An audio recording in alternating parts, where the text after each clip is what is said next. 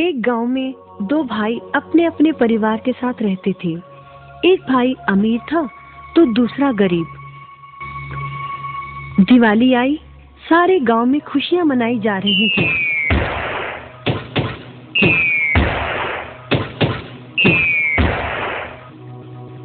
परंतु छोटे भाई के पास तो खाने लायक भी कुछ नहीं था। वह बड़े भाई के पास मदद मांगने गया। बड़े भाई ने दुत्कार कर बैरंग वापस भेज दिया। बेचारा उदास लौट रहा था कि रास्ते में एक बूढ़ा दिखाई दिया। बूढ़े के पास लकड़ियों का एक बड़ा सा गट्ठर था। बूढ़े ने उससे पूछा, क्या बात है बेटे, बहुत उदास हो? दिवाली पर तो खुश होना चाहिए। काहे की दिवाली ताऊ, मेरे भाई ने भी मेरी मदद नहीं की। मेरा परिवार भूखों मर रहा है और मैं कुछ नहीं कर पा रहा। यदि तुम मेरी मदद करो, इन लकड़ियों के गट्ठर को मेरे घर पहुंचा दो, तो मैं तुम्हें जो दूंगा उससे तुम अमीर हो जाओगे। छोटा बूढ़े के पीछे चलता हुआ लकड़ियों के गट्ठर को उसके घर छोड़ आया। बूढ़े ने छोटे को एक मालपुआ दिया और बोला, जंगल में जाना, एक जगह अजीब तरह के 3 पेड़ तुम्हें दिखेंगे, जिसके पास एक चट्टान होगी। ध्यान से देखोगे तो चट्टान के कोने में तुम्हें एक गुफा का एक मुंह दिखेगा। गुफा में चले जाना, वहां 3 बौने रहते हैं। मालपुआ उन्हें बहुत पसंद है, वैसे किसी भी कीमत पर छोड़े। तुम नहीं मांगना, बल्कि कहना मुझे पत्थर की चक्की दे दो। छोटा भाई गुफा में जा पहुंचा। उसके हाथ में मालपुआ देखकर एक बौना बोला, ये मुझे दे दो, मैं तुम्हें इसके बदले में जो कहोगे दे दूंगा। छोटा बोला, मुझे बस अपनी पत्थर की चक्की दे दो। चक्की लेकर छोटा जैसे ही चलने लगा, बौना बोला, इसे मामूली चक्की ना समझना, इसे घुमाने पर तुम जो मांगोगे इसमें से निकलता रहेगा। इच्छा पूरी होने पर इस पर लाल रंग का कपड़ा डाल देना, सामान बनना बंद हो जाएगा।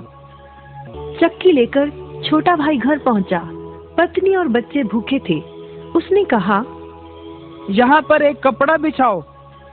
कपड़ा बिछाकर चक्की उसके ऊपर एक किनारे रखकर छोटे ने चक्की चलाई और बोला, चक्की चक्की चावल निकाल।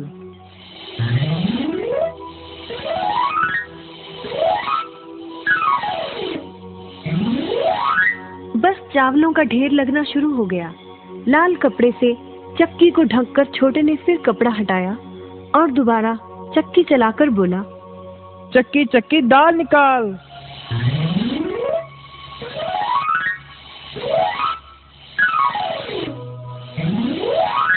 ढेरों दाल निकलती रही। थोड़ी देर बाद छोटे ने चक्की को ढक दिया। दाल चावल बनाकर सबने अपना पेट भरा। रात सबने चैन की नींद ली। बचे हुए ढेरों चावल और दाल को लादकर छोटा अगले दिन बाजार में बेच आया। वापस आकर उसने फिर वही क्रम अपनाया और इस बार ढेरों गेहूं, चावल, भिन्न भिन्न दालें चक्की की मदद से निकाली और बेचकर ढेरों पैसे कमा आया। दिनों में ही वह अपने भाई से भी ज्यादा अमीर हो गया। चक्की की मदद से कभी घी, कभी तेल, कभी नमक, कभी मसाले, कभी बादाम, कपास, जो चाहे उसे प्राप्त होता रहता था। बड़ा भाई उसकी खुशहाली से जलने लगा। उसने सोचा, चंद दिनों पहले तो ये भूखों मर रहा था, अब इसके हाथ क्या लगा जो ये मुझसे भी ज्यादा धनी हो गया है। एक रात चुपचाप वो छोटे के घर में छुप गया। सारा भेद उसके आगे खुल गया। अगले दिन जब छोटा बाजार सामान बेचने गया था, तो बड़ा भाई छोटे के घर पहुंचा और उसके घर से चक्की चुरा कर ले आया और अपने परिवार को लेकर दूर कहीं जाकर बस आधे से घर से चल पड़ा। समुद्र किनारे पहुंचकर उसने एक नाव खरीदी। सभी उसमें बैठ गए और नाव में बैठकर टापू की ओर चल दिए। उसकी पत्नी हैरान थी कि एक बेकार सी चक्की लेकर उसका पति सारा घर बाहर छोड़कर हम सबको लेकर कहाँ जा रहा है। बड़े भाई ने पत्नी की जिज्ञासा शांत करने के लिए चक्की को घुमाया और बोला, चक्की चक्की नमक निकाल।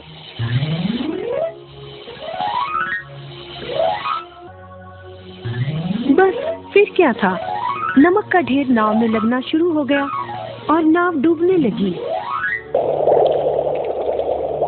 बड़े भाई को चक्की बंद करने का उपाय तो पता नहीं था। उन सब की जल समाधि बन गई। सभी चक्की समेत समुद्र में डूब गए। कहते हैं कि चक्की अब भी घूम रही है, तभी तो समुद्र का पानी खारा है। शिक्षा, लालच बुरी बला है।